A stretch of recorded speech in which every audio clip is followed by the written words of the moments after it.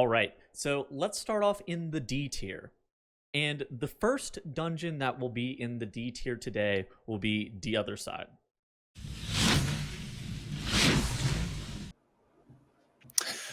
Well then, D for The Other Side. Welcome in, boys. We got Fem, Herudra, and Dratnos returning for us here to discuss some Shadowlands shenanigans.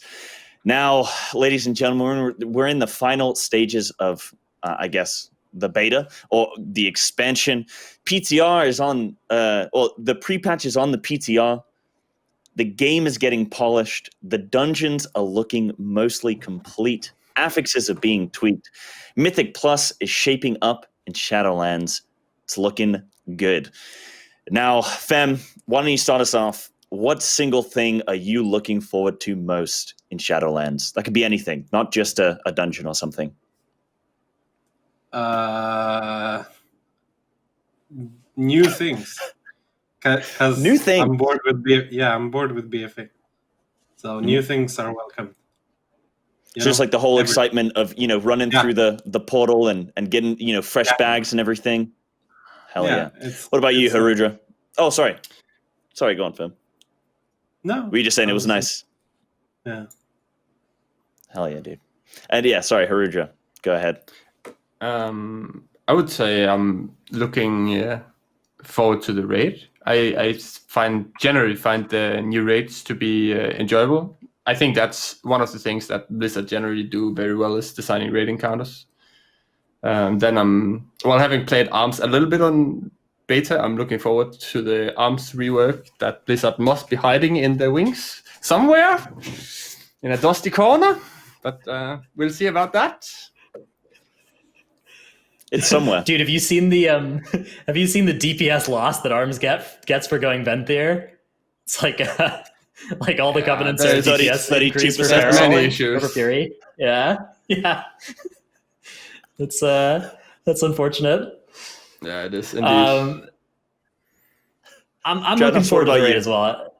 Yeah. The new raid is always. I mean, this raid in particular looks sweet. The bosses are of the ones I've tested. There's like one that looked stupid, and even that looks like it was fun in the most recent set of testing. So all the bosses look great.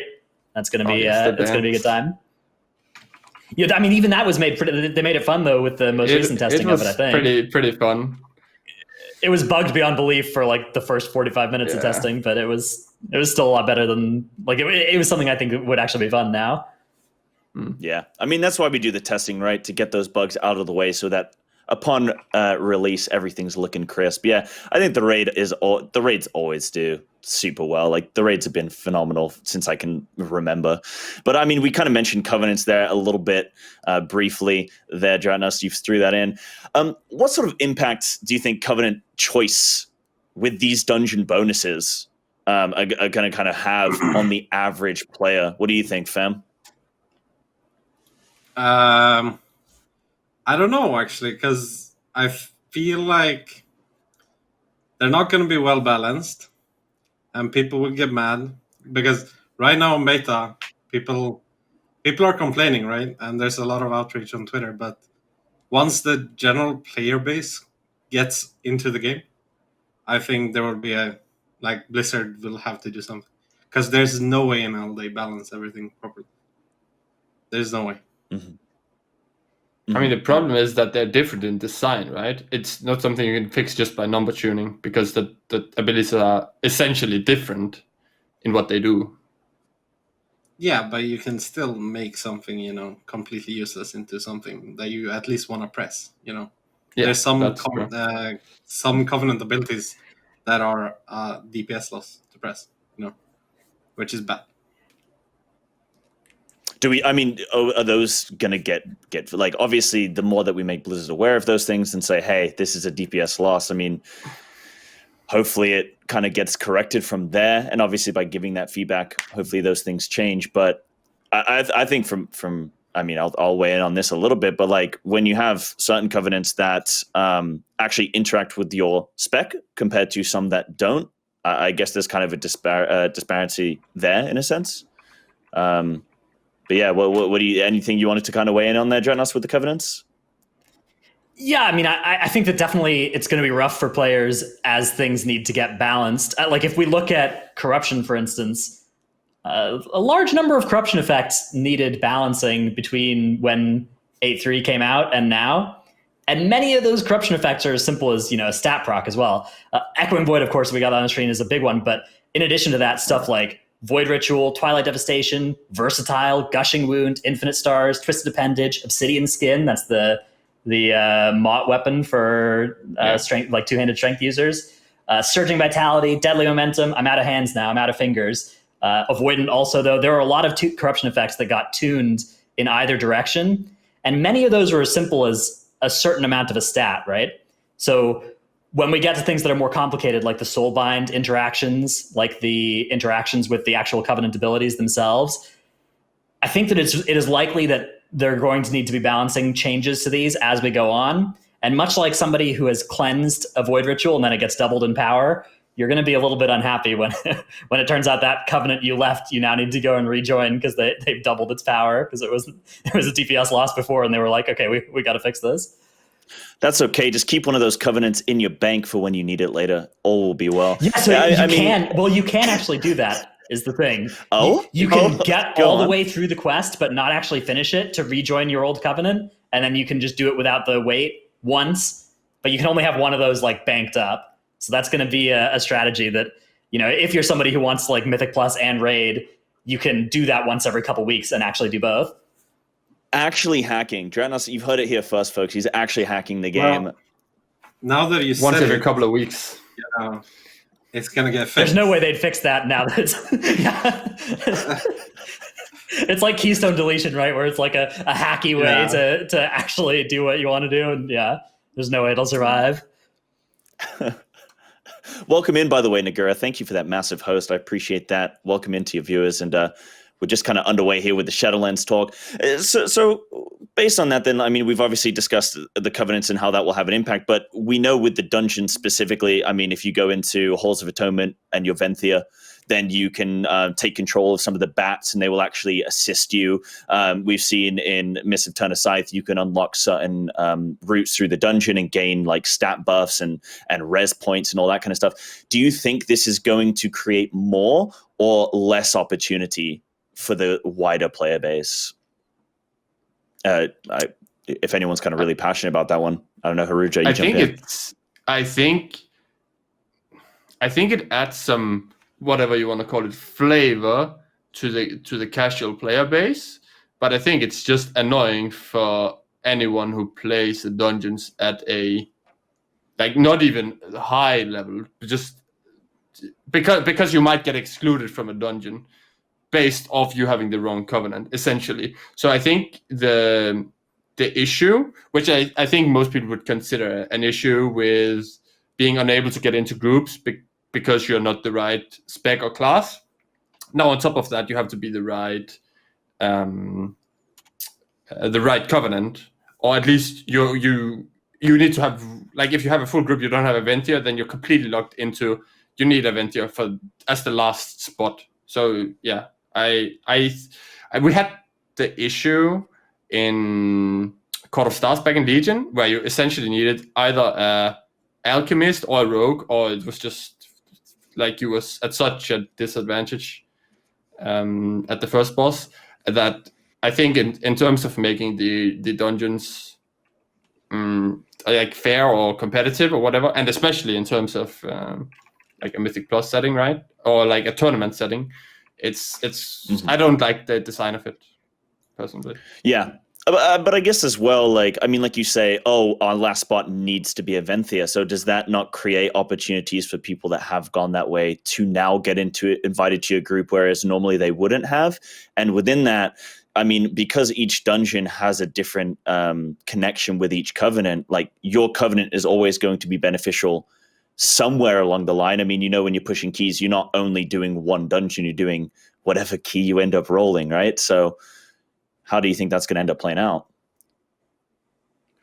So, I mean, you got 5 people in your push group, right? And you need the 4 different covenants, right? So you can do that. It's not like especially hard. It's just going to be a little bit annoying. I think more often than, you getting an invite because of your covenant, you're going to be in this situation where you're like, all right, we've got these 4 people. We need our 5th to be Covenant X. And so, you go looking for somebody of that covenant, which means you're not like in the situation where Fem had to stop playing with, his group because he needed to get a mage because it was meta, right? You're looking at this situation. You're like, okay, we need to get a Venthyr.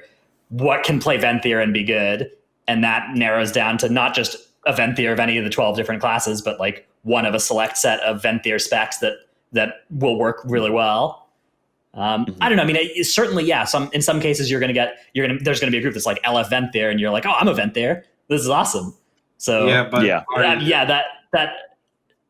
I think the negatives will outweigh there, but certainly it's not all negative. Am I gonna pick a Feral Druid just because he's Venthyr, or am I gonna wait for something good? What if it's me, Fem? What then? If it's you, I'll invite, but some other Feral Druid. I'd rather forget about the other Feral Druid. As long as you're inviting me, that's all I care about, dude. Right. So then, looking a little bit about I guess how the affixes have developed in Shadowlands. I know that skittish and teaming are going away. Is this? I mean, just very briefly, is that a good change? Like thumbs up or thumbs down? Like, do we want to see those? Yeah, this is good. Thumbs down. Thumbs down. They should have removed. Yeah, they should have removed bolstering. Not like teaming and skittish. Yeah, are fine. They should have removed other things that are unfun. I think the biggest issue with teaming. I agree, but skittish is now permanent, Yeah. So I think the biggest issue with teaming was that you had to make new paths every time we switched around, right? But other than that, I didn't actually mind it too much. Okay. There were some okay. Oh, sure. Okay, there were some packs that were just dumb, but that's like in the idea of teaming, I didn't mind. The implementation, okay, that was questionable at times, sure. Yeah, I think Legion teaming was fine, but 5 static charge dervishes in Templus Athralis was. I mean, there was some King's Rest packs at the start. That was pretty dumb as well. Just get the BM Hunters of Soul in, dude. No big deal. Yeah, and then we've seen then the introduction of new affixes. So we're going to be picking up Storming. We're going to be picking up Inspiring, Spiteful, and then of course the seasonal of Prideful.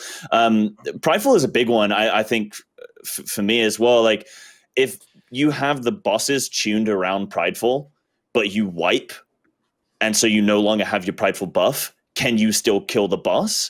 And then there's also the question of, well, if you do have the buff, does it just trivialize the boss? What do you guys think is going to be the effect of Prideful playing out in Shadowlands? Is this a good seasonal affix, or are you not as well impressed? I think it's okay. I think what you suggest here could be an issue. They cannot tune the bosses, so they are completely impossible to do if you don't have Prideful, because that would, in some sense, be silly and limiting you like 2 or 3 levels lower if you have a single wipe, right? But I like the idea of having a seasonal affix that is a kiss and a curse, right? You have to fight it, but once you accomplish it, you get a buff, so you can do something you wouldn't normally do. And you should feel powerful in that window, being able to do a big pull or be able to remove the majority of boss's health. And I think that's fine design. Yeah, I like the seasonal affix. Mm-hmm. You guys feel the same? Yeah, it seems like a just great iteration on Reaping. That now you kill the Reaping wave except it's one guy, but you get a buff afterwards. So awesome. Yeah, but also I feel like a lot of bosses are tuned around having it, especially last bosses. And I think a lot of bosses are hard. I don't think they're actively tuned around Prideful existing, but I do think that the existence of Prideful is going to kind of mask the bosses that are maybe a little bit too hard, because you'll still be able to get through them as long as you have that Prideful buff.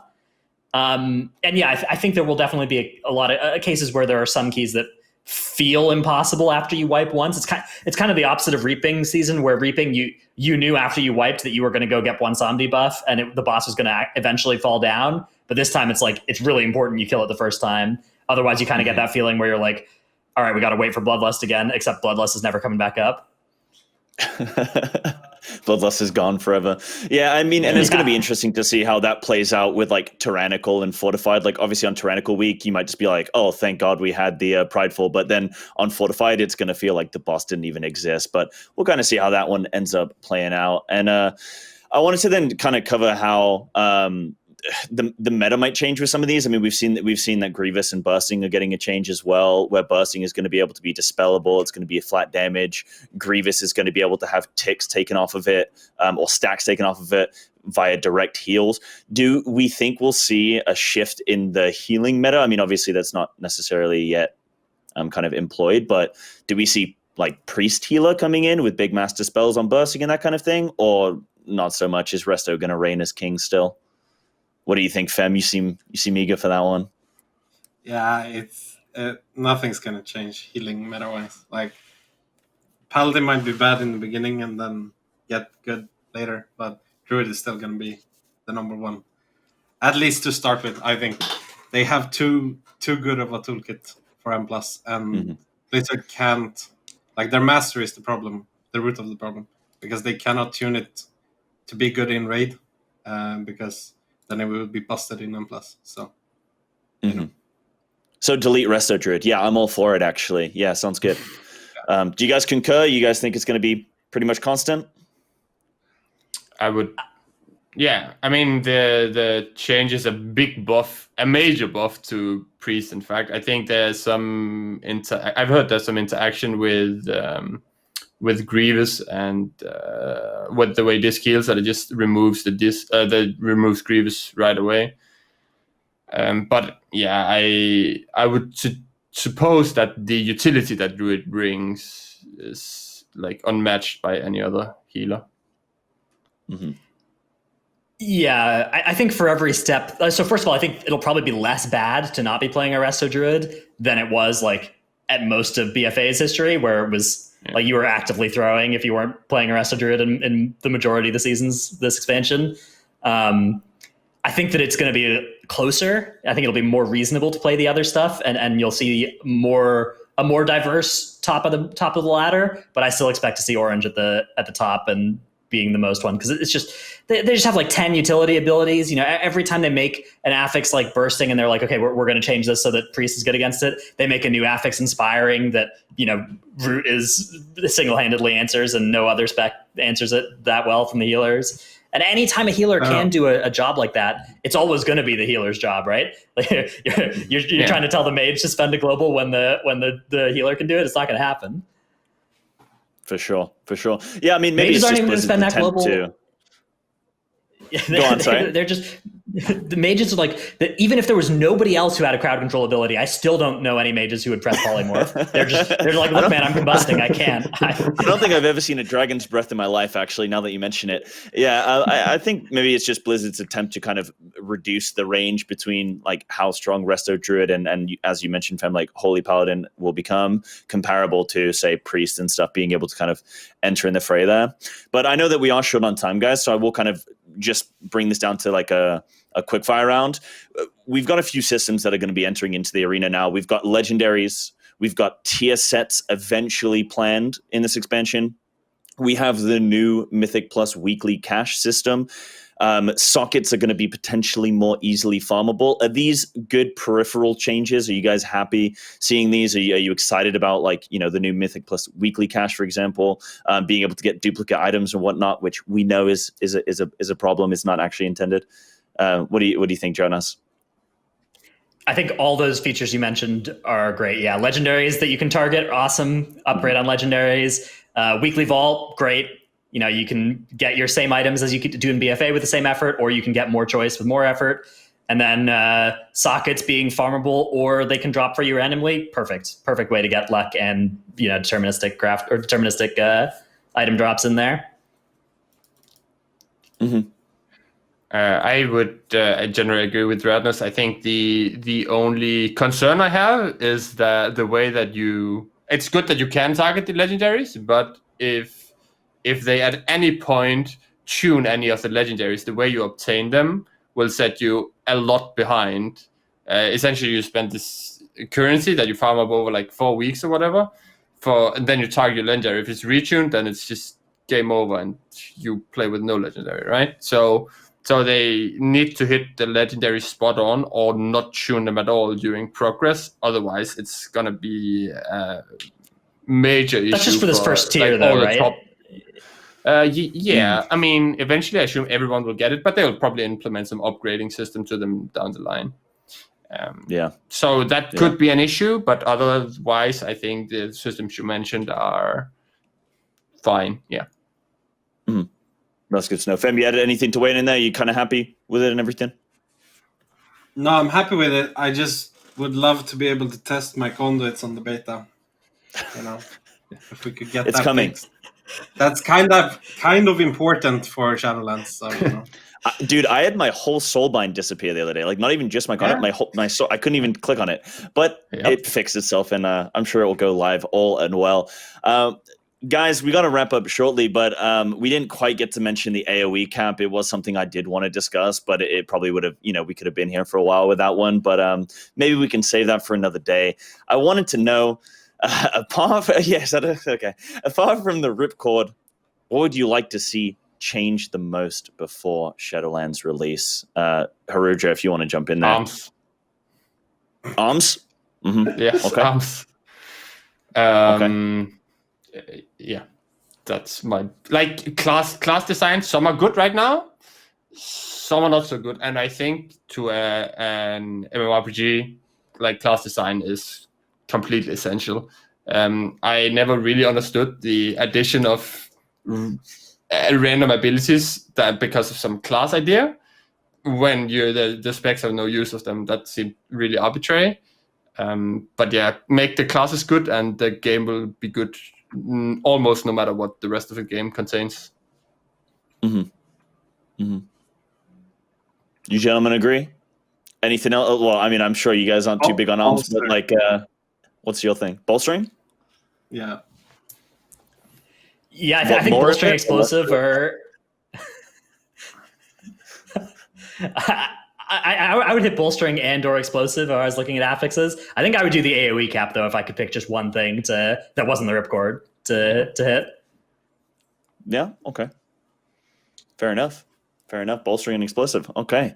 Well, gentlemen, it's been a pleasure. Thank you very much for being here, Fem, Herudra, Dratnos. Thank you, and have a great evening, guys. Thank you. You too. And I think we'll be wrapping up the show now. So again, thank you to everyone that's helped out, the guests for coming, production for actually putting this together, and Wowhead for helping sponsor the events, and Blizzard for providing those keys to give away. Or not the keys, sorry, the access to beta. Thank you for that, Blizzard. Much appreciated. We look forward to seeing you guys for the next show. I believe that is going to be the PvP arena-based episode. So look forward to that. We'll let you know who the guests are going to be closer to the time. I believe that's going to be on the 29th. I could be wrong. It might be the 30th of September. I believe it's the 30th of September. So it'll actually be on a Wednesday this time. So look out for that, guys and gals. Thank you again for coming. And toodles, I believe.